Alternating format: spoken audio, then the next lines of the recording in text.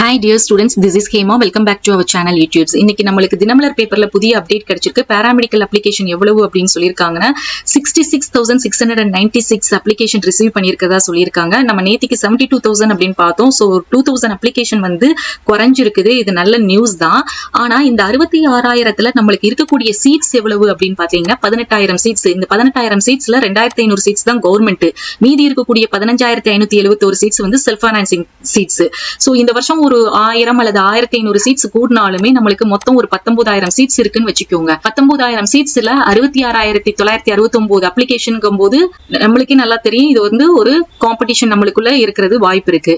இந்த 66,000த்துல ஒரு சில அப்ளிகேஷன் குறையறதுக்கு வாய்ப்பு இருக்குது. எப்படின்னு பாத்தீங்கன்னா எம்பிபிஎஸ் பிடிஎஸ் ஸ்டூடெண்ட்ஸும் இதுல அப்ளை பண்ணிருப்பாங்க. ஸோ அவங்களுக்கு வந்து இப்போ கவுன்சிலிங் தொடங்க போகுது அப்படிங்கும் போது அவங்க யாருமே இதுல வந்து பார்ட்டிசிபேட் பண்ண மாட்டாங்க. அப்படி இருக்கும்போது ஸ்லைட்டா நம்மளுக்கு அப்ளிகேஷன் வந்து குறையும்.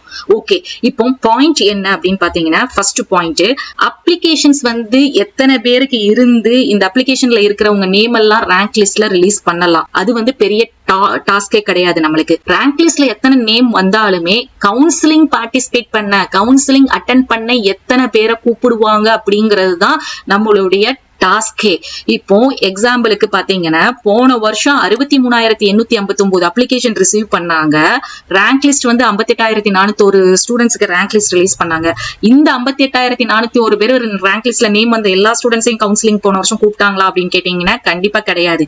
எத்தனை பேரை கூப்பிட்டாங்க இந்த 58,000ன்னு பாத்தீங்கன்னா நல்லா பாருங்க. இதான் கவுன்சிலிங் ஷெட்யூல். 11,380 ஸ்டூடெண்ட்ஸை வந்து ஃபர்ஸ்ட் ரவுண்ட்ல கூப்பிட்டுருக்காங்க. செகண்ட் ரவுண்ட்ல மீதி. சோ மொத்தம் டோட்டலாவே எத்தனை ரேங்க், எத்தனை ஸ்டூடெண்ட்ஸ் கூப்பிட்டிருக்காங்க?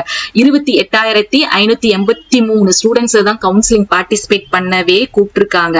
சோ அந்த பேசிஸ்ல பார்க்கும்போது 58,401 ரேங்க் லிஸ்ட்ல நேம் இருக்கிற ஸ்டூடெண்ட்ஸ் எங்க 28,583 ஸ்டூடெண்ட்ஸ் தான் பார்ட்டிசிபேட்டே பண்ணிருக்காங்க. சோ இந்த அடிப்படையில பார்க்கும்போது நம்மளுக்கு எத்தனை பேரை இந்த வருஷம் கூப்பிடலாம் அப்படின்னா நான் எதிர்பார்க்கறது ஒரு 36,000 36,000 அதாவது 36,000 ரேங்க்ல இருக்கக்கூடிய ஸ்டூடெண்ட்ஸ் வரைக்கும் கவுன்சிலிங் பார்ட்டிசிபேட் பண்ண கூப்பிடுறதுக்கு சான்சஸ் இருக்கு. செகண்ட் திங்க் என்ன அப்படின்னா இந்த 36,000 to 40,000 ஸ்டூடெண்ட்ஸை கூப்பிடுறாங்க இந்த ரேங்க்ல அப்படின்னா எத்தனை ரவுண்ட் கவுன்சிலிங் நடக்கும் அப்படின்னா 2 ரவுண்ட் கவுன்சிலிங்கும் நடக்கலாம் அல்லது 3 ரவுண்ட் கவுன்சிலிங்கும் நடக்கலாம்.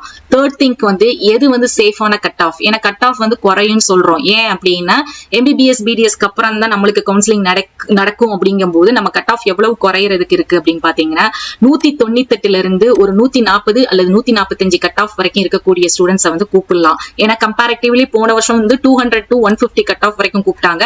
இந்த வருஷம் 198ல இருந்து 145 ஆர் 140 கட் ஆஃப் வரைக்கும் கவுன்சிலிங் பார்ட்டிசிபேட் பண்ண கூப்பிடுறதுக்கு அதிக வாய்ப்பு இருக்குது. நெக்ஸ்ட் வந்து நம்மளுக்கு 2 ரவுண்ட் அல்லது 3 ரவுண்ட் கவுன்சிலிங் நடந்துச்சுன்னா என்ன மாதிரி வந்து நம்மளுக்கு கவுன்சிலிங் பார்ட்டிசிபேட் பண்ண கூப்பிடுவாங்க. சோ ஃபர்ஸ்ட் ரவுண்ட்ல வந்து 001 ரேங்க்ல இருந்து ஒரு 12,000 சேஃபான ரேங்க் வரைக்கும் ஸ்டூடெண்ட்ஸை கூப்பிடலாம். கட் ஆஃப் வந்து 198 to 165 வரைக்கும் கூப்பிடுறதுக்கு வாய்ப்பு இருக்கு. செகண்ட் ரவுண்ட் அப்படின்னு எடுத்துக்கிட்டீங்கன்னா மீதி இருக்கிற ஒரு 30,000 ரேங்க் வரைக்கும் இருக்கிற ஸ்டூடெண்ட்ஸ் கட் ஆஃப் வந்து 164 to 140 வரைக்கும் கூப்பிடுறதுக்கு வாய்ப்பு இருக்கு. சப்போஸ் தேர்ட் ரவுண்ட் கூப்பிட்டாங்க அப்படின்னா இதுல இருந்து நம்மளுக்கு கொஞ்சம் கம்மி பண்ணிட்டு தேர்ட் ரவுண்ட் வந்து கண்டக்ட் பண்ணுவாங்க. சோ இதுல வந்து ஃபர்ஸ்ட் ரவுண்ட் கட் ஆஃப்ல வந்து கண்டிப்பா நம்மளுக்கு இந்த 18,000 சீட்ஸ் இருக்கும். கவர்மெண்ட் சீட்ஸ், செல்ஃப் ஃபைனான்சிங்ஸ் எல்லா சீட்ஸுமே ஃபர்ஸ்ட் ரவுண்ட்ல இருக்கும். ஃபர்ஸ்ட் ரவுண்ட்ல எத்தனை பேருக்கு சீட் அலாட் ஆயிருக்கோ அது போக தான் மீதி சீட்ஸ் வந்து செகண்ட் ரவுண்ட்ல வந்து நம்மளுக்கு கொடுப்பாங்க. அப்படி இருக்கும்போது செகண்ட் ரவுண்ட்ல கவர்மெண்ட் சீட்ஸ் இருக்குமா அப்படின்னு கேட்டீங்கன்னா இந்த வருஷம் இருக்கிறதுக்கு வாய்ப்பு அதிகமாவே இருக்கு. சோ செகண்ட் ரவுண்ட்ல வந்து உங்களுக்கு ஒரு சில கவர்மெண்ட் சீட்ஸும் கண்டிப்பா இருக்கும். டாப் செல்ஃப் ஃபைனான்சிங் சீட்ஸும் இருக்கிறதுக்கு சான்ஸ் இருக்கு. சப்போஸ் தேர்ட் ரவுண்ட் நடந்துச்சு அப்படின்னா தேர்ட் ரவுண்ட்ல கவர்மெண்ட் சீட்ஸ் வந்து இருக்காது. டாப் செல்ஃப் ஃபைனான்சிங் சீட்ஸும் இருக்காது. ஒரு ஆவரேஜா இருக்கக்கூடிய செல்ஃப் ஃபைனான்சிங் சீட்ஸ் வந்து தேர்ட் ரவுண்ட் நடந்துச்சுன்னா கண்டிப்பா இருக்கும். சோ மை டியர் ஸ்டூடெண்ட்ஸ், இப்போ உங்களுக்கு தெளிவா புரிஞ்சிருக்கும். சோ இதுல உங்களுடைய கட் ஆஃப் ஹை கட் ஆஃபா இருந்தாலும் சரி, ஆவரேஜா இருந்தாலும் சரி, லோ கட் ஆஃபா இருந்தாலும் சரி, எந்த கட் ஆஃபா இருந்தாலும் நம்மளுக்கு இருக்கக்கூடிய கவர்மெண்ட் சீட்ஸ் 2,500 அப்படிங்கும் போது காம்படிஷன் ஹெவியா இருக்கும்.